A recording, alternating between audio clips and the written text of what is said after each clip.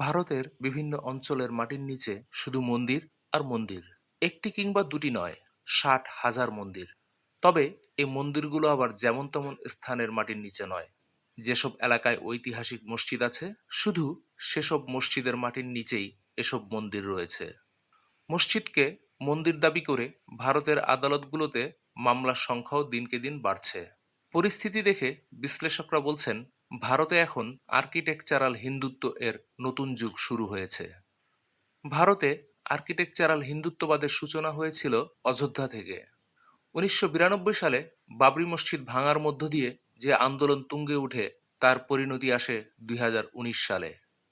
ওই বছরের 9 November supreme court স্রেফ মৌখিক সাক্ষ্য এবং ধর্মীয় আবেগের যুক্তি দেখিয়ে বাবরি মসজিদের জমি হিন্দুদের কাছে হস্তান্তর করে।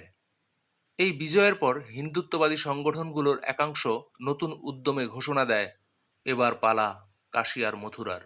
ভারত জুড়ে ছড়িয়ে ছিটিয়ে থাকা মসজিদ, দরগাহকে মন্দির ঘোষণার দাবিতে শুরু হয় মামলার জোয়ার।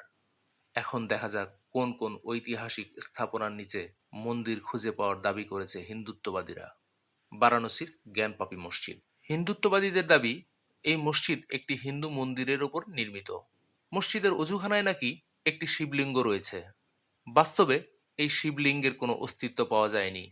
ভারতের প্রত্নতাত্ত্বিক জরিপ সংস্থা জানায়, স্থানটিতে একসময় একটি বড় হিন্দু মন্দির ছিল বলে অনুমান করা যায়।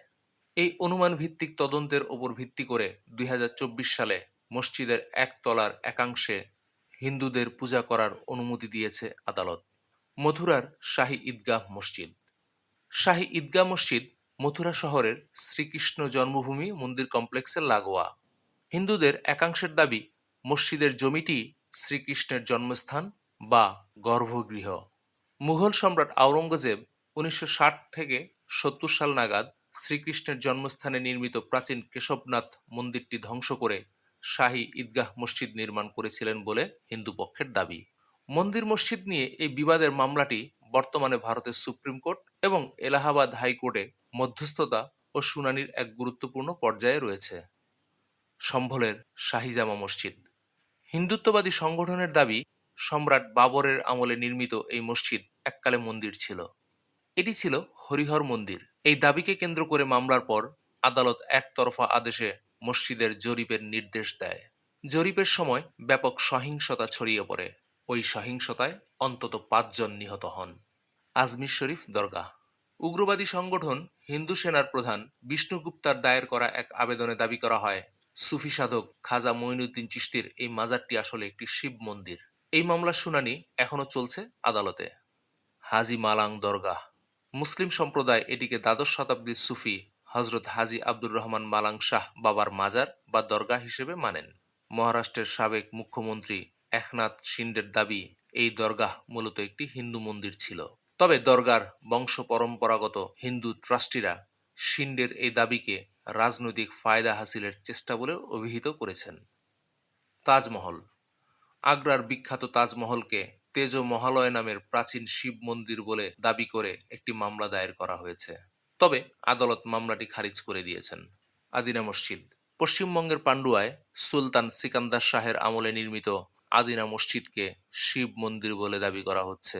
এসব মসজিদ ও মাজার ছাড়াও মধ্যপ্রদেশ হাইকোর্ট রাজ্যের 700 বছরের পুরনো কামাল মৌলা মসজিদকে ভোজশালা মন্দির হিসেবে ঘোষণা করেছে। ফতেহপুর সিক্রির জামা মসজিদ, কুতুব মিনার, এমন অন্তত 11টি মুসলিম উপাসনালয় নিয়ে এখন হিন্দু সংগঠনগুলোর দায়ের করা মামলা নিম্ন আদালতে বিচারাধীন। ভারতে মোগল আমলে মন্দির ভাঙা হয়েছিল, তা ঐতিহাসিক সত্য। তবে এই সংখ্যা বড় জোর 80 হতে পারে বলে দাবি করেছেন ঐতিহাসিকরা। আর এই মন্দির ভাঙার কারণ ধর্মীয় ছিল না, বরং এই মন্দিরগুলো কোনো না কোনোভাবে বিদ্রোহী হিন্দু রাজাদের ঘাঁটি হিসেবে ব্যবহার হয়েছিল। স্রেফ রাজনৈতিক কারণে বিজয়ী শাসকরা ভেঙে দিয়েছিলেন মন্দিরগুলো। ভারতে রাজনৈতিক বা বিদ্রোহের ঘাঁটি হিসেবে ব্যবহৃত মন্দির ভাঙার এই রেওয়াজ স্রেফ মুসলিম শাসন আমলেরই নয়, বরং মুসলমানদের ভারতবর্ষে আসার বহু আগে থেকেই খোদ হিন্দু শাসকরা পরাজিত রাজাদের মন্দির ভেঙে ফেলতেন বলে মন্তব্য করেছেন ঐতিহাসিকরা। জ্ঞানবাপী থেকে সম্ভল, মথুরা থেকে আজমির, এই তালিকা প্রতি মাসেই যেন দীর্ঘ হচ্ছে। সংখ্যালঘু মুসলমানদের মসজিদকে মন্দির দাবি করার একটি স্পষ্ট রাজনৈতিক মাত্রাও আছে। और ये देश हिंदू का देश है और ये देश हिंदू का रहेगा। আর এটা হচ্ছে সংখ্যালঘু মুসলমানদের উপর মানসিক চাপ তৈরি করা, যাতে তারা ভারত ছেড়ে চলে যেতে বাধ্য হয়।